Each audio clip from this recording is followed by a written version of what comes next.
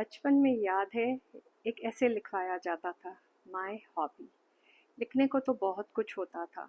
हम लिखते थे, ये भी लिखते थे, वो भी लिखते थे। और जैसे जैसे बड़े हो रहे हैं, प्रैक्टिकल लाइफ जी रहे हैं, और हमें कोई पूछता है, भाई आपकी हॉबी क्या है? और सोच आती है, भाई मैं कहाँ था और कहाँ हूँ। हॉबी तो कुछ भी नहीं है।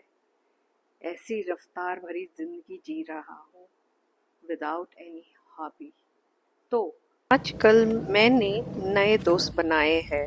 वो ये है, यहाँ बहुत सुकून मिलता है। इन्हें दूर से खुशबू आ जाती है कि चारा मिलेगा, और आंखों में चमक आ जाती है। अगर आप भी सुकून चाहते हैं तो कोई भी एक हॉबी जरूर पालन करें, शुक्राना करें, प्यार दे, प्यार ले। Involve yourself in something that brings joy in your life.